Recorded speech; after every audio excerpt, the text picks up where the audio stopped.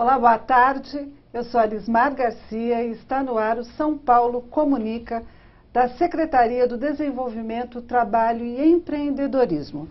Todas as segundas, ao vivo, a partir das 2 da tarde, o São Paulo Comunica é transmitido pelo canal Cidadão da rede São Paulo Saudável, para todas as unidades básicas de saúde e centros de apoio ao trabalho. Hoje, o São Paulo Comunica vai falar sobre a proposta de emenda constitucional, conhecida como PEC das Domésticas. O que mudou com a PEC? Cálculos de horas, adicional noturno e seguro-desemprego. E para tratar desse assunto, nós vamos receber o presidente da Comissão de Direitos Trabalhistas da OAB São Paulo e também advogado trabalhista, Dr. Eli Alves. E também nós vamos conversar sobre outros assuntos nesta segunda-feira, 29 de julho de 2013. Esta semana, o CAT está com 395 vagas de emprego para auxiliar de limpeza. De 7 a 14 de agosto, as inscrições para o curso gratuito de manipulador de alimentos podem ser realizadas no CAT Jabaquara. E na coluna São Paulo Variedades, vamos conferir os passeios gratuitos da semana, com destaque da programação infantil Looney Tunes do Shopping Ibirapuera. E já está conosco para a entrevista especial da semana, o presidente da Comissão de Direito Trabalhista da OAB São Paulo, Dr. Eli Alves da Silva. Antes de dar as boas-vindas ao Dr. Eli, eu quero convidá-lo a participar ao vivo aqui do nosso programa, fazendo a sua pergunta, e você pode mandar por ligação a cobrar. Então, anote aí o telefone para o qual você tem que ligar. 9090 31 29 90 92, ok? Participe do nosso programa, é muito importante seus comentários, sua pergunta, enfim, o nosso objetivo é que você saia esclarecido desse programa. Doutor Eli, boa tarde, eu agradeço imensamente a sua presença. Boa tarde, é um prazer, uma satisfação poder estar aqui com vocês. Antes de começarmos a falar do nosso tema de hoje, eu gostaria de mostrar para o senhor o que as pessoas estão falando ou o que elas pensam e o que elas sabem a respeito da PEC. A repórter Solange Borges foi às ruas e fez algumas perguntas para as pessoas e nós vamos conferir agora no vídeo. A senhora conhece a PEC das domésticas? O que a senhora achou dessa avaliação aí dos políticos em relação às domésticas? Isso é legal. No que vai ajudar a senhora que já teve experiência de trabalho em residência? Vai ajudar, vai ter fundo de garantia, vai ter muito benefício. Você conhece a PEC das domésticas? Eu nunca ouvi falar, não. E a senhora já trabalhou então como empregada doméstica? Já. E os direitos eram preservados pelos seus patrões? Não. E como que a senhora vê isso, a possibilidade agora de ter os direitos trabalhistas, férias, garantia? Eu acho importante, né? Eu acho porque que nem empregada não tinha direito, né? Agora tem, né? Férias, 13ª também, né? Você conhece a PEC das domésticas? O que você acha de uma legislação para proteger o empregado doméstico, o diarista? Eu acho que é uma boa. Tem uma forma deles poderem garantir alguma coisa para eles. Você tem empregada doméstica? Não. Conhece alguma? Conheço. E sabe das dificuldades, às vezes, para receber horário de almoço, Sei, trabalhar até bastante. tarde? Então você acha interessante uma legislação que proteja como qualquer outro trabalhador? Sim. Pois é, doutor, como nós vimos, há uma certa confusão ou até falta de entendimento do que realmente seja a PEC das domésticas. Então, nós começamos o programa, sua participação, pedindo para que o senhor explique exatamente do que se trata. Bem, a PEC, denominada, não diria das domésticas, e sim dos domésticos, porque aí inclui tanto o feminino quanto o masculino. O doméstico, por definição, é todo aquele empregado ou empregada que trabalha no âmbito da residência e no seio familiar, que não tenha por objetivo a exploração dessa mão de obra ou lucro. E também existe uma certa confusão a respeito de quem é empregado doméstico e quem é diarista. De acordo com a própria regulamentação que virá em razão dessa PEC, nós consideraremos, pela própria legislação, a diarista aquela pessoa que trabalha na residência por 2 vezes por semana. Portanto, se ela trabalhar 1 vez ou 2 por semana, ela é considerada diarista, portanto, ela não terá os direitos da empregada doméstica. Enquanto que aquela pessoa que trabalha como doméstico 3 vezes ou mais por semana, ela evidentemente vai ser enquadrado como doméstico. E é importante também dizer que quando a gente fala em empregado doméstico, dá a impressão que é somente aquela que trabalha dentro da cozinha ou dentro da própria casa. Cozinhando, lavando, passando, arrumando a casa. Na realidade, dentro desse conceito de empregado doméstico, se considera o jardineiro, o motorista da família, enfim, tudo aquilo que esteja vinculado à residência e à família propriamente dita. Isso é muito importante para a gente destacar quem é quem. E o que então a PEC propõe? Na realidade é o seguinte, muito se falou, muito tem se discutido a respeito dessa PEC. Entretanto, eu particularmente considero que se nós queremos viver numa sociedade organizada, onde as pessoas possam ter os seus direitos estabelecidos, neste aspecto a PEC é importante, porque estabelece de maneira clara e transparente quais são os direitos do empregado doméstico. Desde a Constituição de 1988, quando foram estabelecidos os direitos dos empregados urbanos e rurais, também ficaram destacados alguns direitos dos empregados domésticos. Entretanto, esses direitos eram bastante restritos.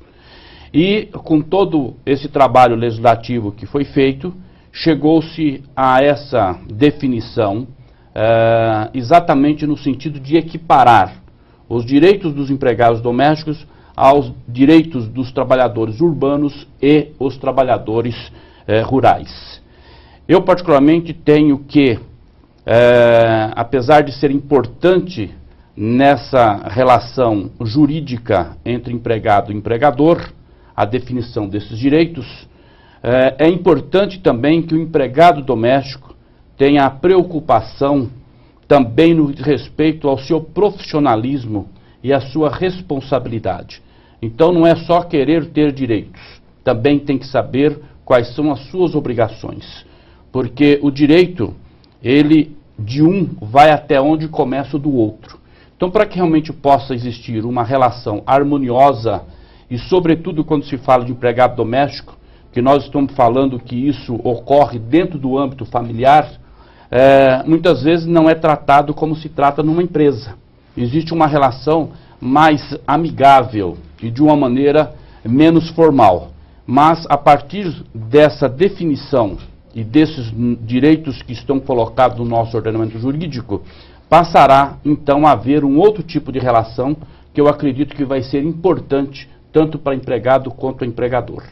Para a gente entender a situação atual da PEC, ela foi aprovada em abril, no dia 27 de abril, existiam alguns direitos, 7 direitos passariam a valer a partir dessa data, e 9 direitos ainda deveriam ser discutidos posteriormente para serem consolidados. Eu queria que o senhor explicasse sobre isso e a situação atual disso. Na realidade é o seguinte, mesmo com a Constituição de 88, antes mesmo da PEC, já estavam assegurados alguns direitos.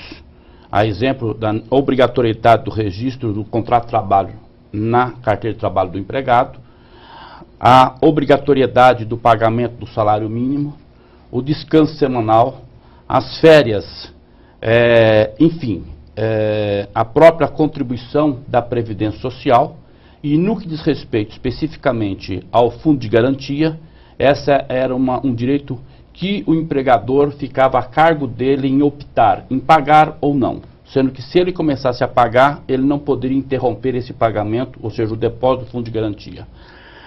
Com essa PEC, Esses direitos permaneceram e existe ampliação tanto quanto dos demais direitos, como eu disse, dos empregados urbanos e também dos empregados rurais. Isso, especificamente, o que tem dado um pouco mais de discussão e de apreensão por parte dos empregadores, principalmente, no que diz respeito à jornada de trabalho, que até então não existia.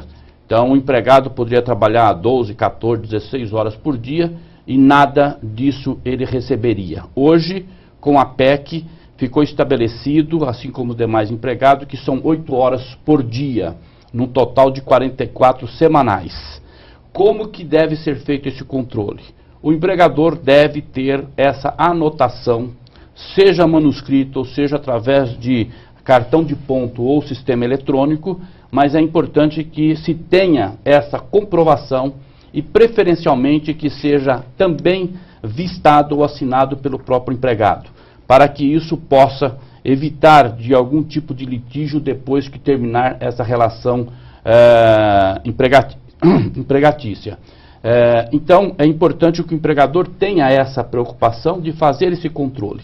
Agora, ao empregado doméstico, ele quer manter o seu trabalho, o seu emprego, ele também deve ter a preocupação de não ficar enrolando durante o expediente para depois atrasar as suas tarefas para dizer que fez horas extras. Então, é importante também que exista uma seriedade e, acima de tudo, uma honestidade nessa relação, tanto do empregado quanto do empregador.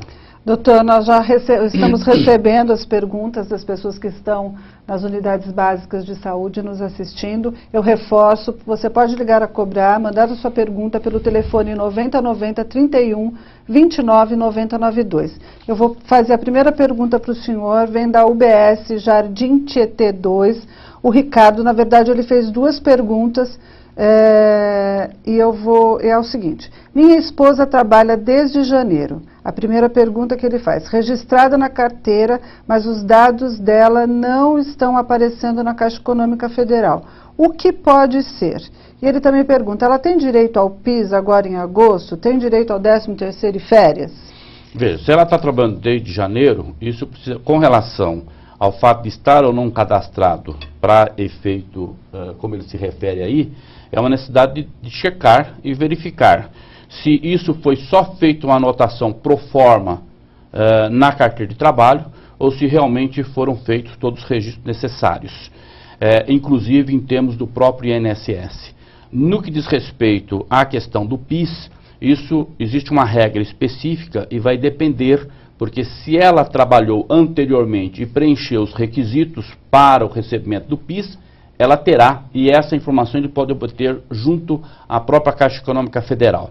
Caso ela não tenha trabalhado anteriormente e começou a partir de janeiro, evidentemente que ela não vai ter direito. A outra pergunta, ou na sequência, é... Ele diz o seguinte: se ela tem direito ao 13º e férias e ao PIS. Ela tem direito ao 13º e férias, uma vez preenchido o tempo. E no caso do 13º, ele pode ser proporcional ou pode ser integral no final do ano. E com relação às férias, da mesma forma. Daqui a pouquinho a gente vai ter um intervalo. Vou fazer mais uma pergunta para o senhor. Vem da Margarete, lá da UBS Vila Chabilândia. Ela diz o seguinte: trabalho 2 vezes por semana, o senhor já tinha respondido isso. Trabalho 2 vezes por semana, mais de 9 horas por dia, no que a PEC me beneficia. Neste caso, em nada, porque ela estará enquadrada. Veja, em nada porque ainda está em discussão no Congresso Nacional a regulamentação da PEC, e o que está se discutindo é que serão considerados diaristas quem trabalha 2 vezes por semana para o mesmo empregador doméstico. Quem trabalha acima de 2 vezes por semana passa a ser empregado doméstico. Portanto, se ela é diarista, ela não tem os direitos de empregado doméstico. E é importante também deixar claro para as pessoas que fazem a opção de ser diaristas, porque elas consideram que vão ganhar mais. Exemplo, se ela trabalha como empregada doméstica e ganha R$1.000 por mês, se ela for trabalhar como diarista, ela pode ganhar R$60 por dia. Se ela considerar 20 dias que ela trabalha no mês, ela vai ganhar 1.200.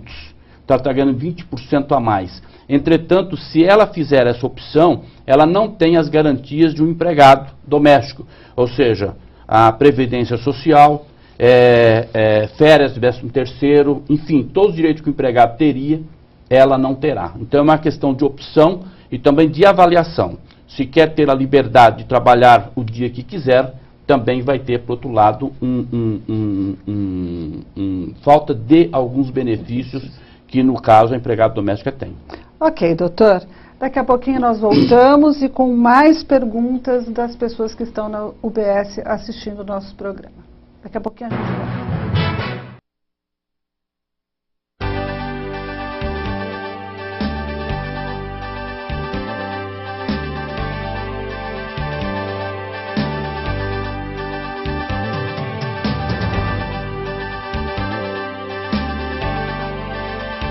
Pensar no cidadão paulistano é olhar para o futuro.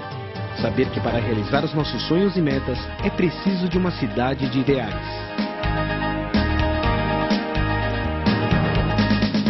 Uma cidade que sana as necessidades do cidadão e transforma suas aspirações em realidade. Pensando assim, nos estimados 11 milhões de paulistanos, a Prefeitura de São Paulo criou a Secretaria Municipal com a missão de implantar programas com inclusão social. A missão é priorizar o investimento em qualificação profissional, geração de emprego e renda na nossa cidade. Estamos organizados assim: Coordenadoria do Trabalho, Coordenadoria de Desenvolvimento Econômico. A Coordenadoria do Trabalho possui mecanismos para a gestão do processo profissional. Um deles é através do CAT, Centro de Apoio ao Trabalho. Hoje existem vários CATs espalhados por toda São Paulo.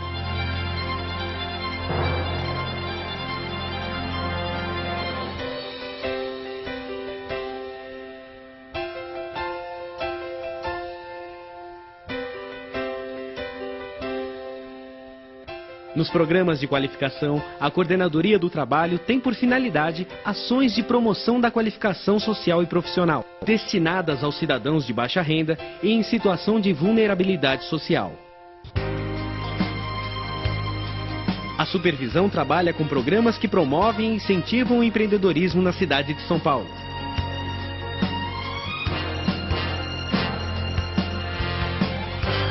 A Coordenadoria de Desenvolvimento Econômico viabiliza modelos para financiamento, consolidação e gerenciamento de planos da cidade, além de estabelecer e programar políticas para as atividades econômicas que priorizem a vocação local, bem como a adoção de medidas que representem estímulos e incentivos à iniciativa privada. Um dos grandes trabalhos realizados é o Parque Tecnológico de Desenvolvimento da Zona Leste. Seu objetivo é que São Paulo cresça tecnologicamente com a interação entre universidades, institutos de pesquisa, setores privados e órgãos públicos. Assegurar o desenvolvimento das indústrias intensivas em conhecimento, fomentando o surgimento de novas empresas de base tecnológica. Mais que um objetivo, é a vontade de uma cidade unindo cada cidadão paulistano.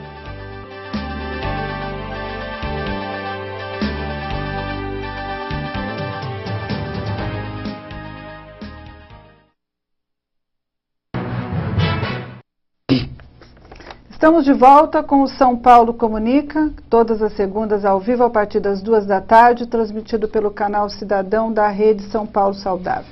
Vamos continuar a nossa entrevista especial da semana com o presidente da Comissão de Direito Trabalhista da OAB São Paulo, doutor Eli Alves da Silva. Doutor, antes de irmos para a nossa última pergunta, nós aqui recebemos da Sarita, da OBS Reunidas 2, o seguinte questionamento: é obrigatório fazer uma hora de almoço? Prefiro comer rápido e sair mais cedo. Ela deve continuar assim? Não deve. Pelo seguinte, porque a própria legislação determina que o intervalo para refeição e descanso deve ser de 1 hora, no máximo 2. Portanto, apesar de muitas vezes a empregada ou o empregado ter essa ansiedade de comer rapidamente, continuar trabalhando e sair mais cedo, também deve se preocupar com relação à saúde do empregado. Porque isso tem muito a ver, porque às vezes acaba de comer ou come em pé, não faz a digestão adequada e isso traz algum tipo de reflexo posterior que a pessoa acha que está ganhando tempo e na verdade ela está perdendo saúde. E perder saúde não é bom negócio. Não é bom, exatamente. Não é? Acho que a pessoa precisa se respeitar acima de tudo, não é? Sem dúvida. Bom, doutor, nossa última pergunta é relativa ao FGTS. Todas as domésticas passam a ter esse direito, junto também com o seguro-desemprego? Sim, então vamos começar pelo fim. O seguro-desemprego está sendo regulamentado, e é isso que ainda está aguardando essa regulamentação para entrar em vigência. O que está se discutindo é para que o empregado receba 3 parcelas do seguro-desemprego. No que diz respeito ao fundo de garantia, essa é uma questão também que está sendo discutida para a regulamentação, e o que está se buscando é exatamente fixar os 8% do salário do empregado, que o empregador terá que desembolsar e fazendo o recolhimento junto à Caixa Econômica Federal. O que tem de novidade que está se buscando é para que não seja onerado de uma única vez o empregador que demite sem justa causa o empregado e que tem a multa dos 40%, o que normalmente acontece tanto no trabalho rural quanto no trabalhador urbano, é que quando o empregado é demitido, para ficar bem claro, tudo aquilo que está depositado no fundo de garantia, vamos admitir, se ele tiver R$1.000 lá, o empregador tem que pagar uma multa de 40%, significa mais R$400. O que está se pretendendo e que é a proposta do senador Romero Jucá é para que mensalmente o empregador recolha os 8% mais 3,2%, que formaria 11,2%, que significaria que já estaria embutido esses 40% mês a mês. Portanto, se o empregado for demitido sem justa causa, já estaria lá depositado e o empregador não desembolsaria. Eu, particularmente, não concordo com esta posição, porque eu acho que é onerar ainda mais o empregador. Por quê? Porque e se esse empregado não for demitido sem justa causa, for demitido por justa causa, que o empregador não precisa pagar os 40%? Ele vai ter a opção de levantar esse dinheiro, o empregador. Entretanto, ele já recolheu antecipadamente, desnecessariamente. Portanto, eu vejo que tanto do ponto de vista do Fundo de Garantia, quanto da própria Previdência, haveria necessidade de ter um pouco mais de preocupação e não só de arrecadação, porque, a rigor, nós não estamos tratando de uma atividade que tenha por finalidade o lucro. Nós estamos trabalhando, discutindo uma questão que diz respeito ao empregado doméstico. E muitas vezes o patrão desse empregado doméstico também é um empregado. Então, na realidade, o que está se discutindo ali não é uma atividade que vai ter lucro, e sim a necessidade de poder fazer o dia a dia dentro da própria casa. Bom, doutor, esse é um tema fantástico, importante. Esse esclarecimento que o senhor nos trouxe hoje, ele é muito importante. Eu tenho certeza que muita gente não tinha a visão que o senhor passou para nós e para as pessoas que estão nos ouvindo e nos assistindo. Eu agradeço, acho que é mais um tema de outros programas, a gente tem que fazer um programa bem longo, como o senhor disse nos bastidores aqui, até às 5 horas da tarde a gente não ia ter terminado de falar. Mas eu acho que o importante de tudo isso é modernizar a relação entre as pessoas e que cada pessoa seja tratada da maneira mais justa, não é, doutor? Sem dúvida. Eu acho que em toda relação você tem, do ponto de vista da exploração do trabalho, você tem pessoas que sentem a necessidade de ser comandada. E tem outras que têm já no seu próprio espírito aquela linha de comandar. Então, isso é a mesma coisa, alguém que tem uma atividade que ela vai ser empreendedora e outras que, evidentemente, vão ser comandadas. E essa relação não deve ser colocada como uma simples relação de exploração. Nós podemos tratar, como nós vivemos numa sociedade capitalista, nós podemos tratar o capital também de uma maneira humanista. E essa relação é muito importante porque as pessoas que trabalham e também quem comanda deve ter satisfação na sua prestação de serviço e também na sua atividade profissional. Muito obrigada pela sua presença. Obrigada por o senhor ter nos aceitado o convite tão prontamente e com tanto carinho. Muito obrigado. Eu estou à disposição sempre. Nós ouvimos então o Dr. Eli. Ele é presidente da Comissão de Direito Trabalhista da OAB São Paulo, Dr. Eli Alves da Silva. E agora nós vamos ver as informações sobre vagas e cursos do CAT com a Andréa Garbim. Olá, boa tarde a todos. Esta semana o CAT está com 395 vagas para emprego para as vagas de auxiliar de limpeza.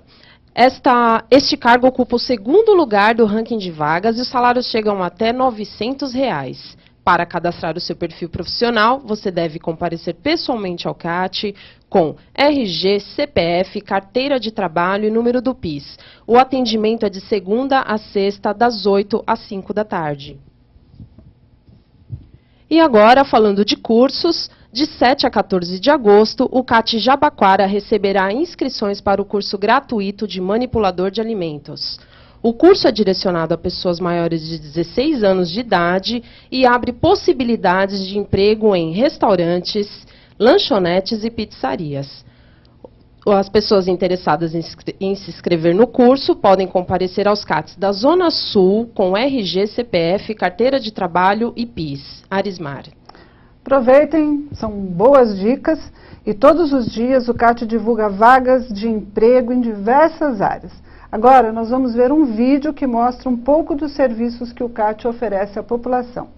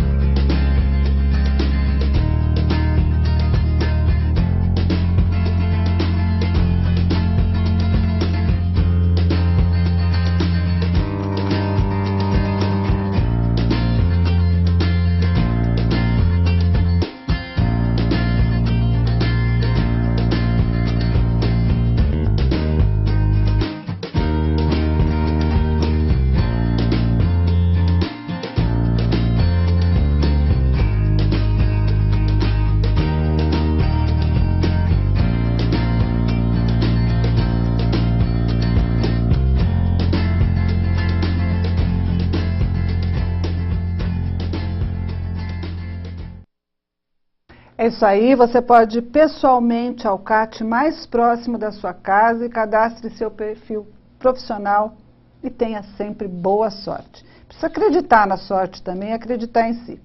E para finalizar o programa de hoje, nós vamos às dicas culturais gratuitas da coluna São Paulo Variedades com Andréa Garbim.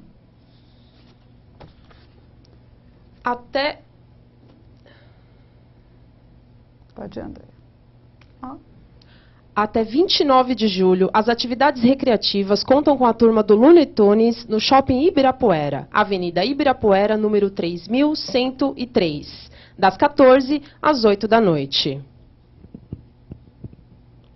Até 31 de agosto, Comédia conta a história de um músico que compõe canções diferentes e sonha em ser respeitado pela arte.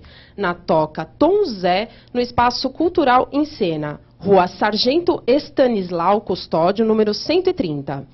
E até 31 de julho, danças de ritmos africanos ensinam exercícios de correção de postura para a terceira idade, na Rua Arsênio Tavolieri, número 45. Todas as dicas são gratuitas. É com você, Arismar. Eu adoro dicas de passeio, principalmente se elas são gratuitas. Diversão, sem pôr a mão no bolso, é maravilhoso. E nós já estamos chegando, então, ao final do nosso programa. Você acompanhou a terceira edição do São Paulo Comunica, uma produção da Assessoria de Comunicação da Secretaria Municipal do Desenvolvimento, Trabalho e Empreendedorismo, transmitida ao vivo para todas as unidades básicas de saúde e centros de apoio ao trabalho da capital. Na semana que vem, nosso tema será, anote aí, o atendimento ao MEI nos CATs. Não perca, até o próximo programa. Obrigada pela sua companhia, pelo seu carinho, pela sua atenção e pela sua participação aqui no nosso programa. Uma excelente tarde para você, uma excelente semana, boa sorte em tudo que você fizer. Até a próxima semana.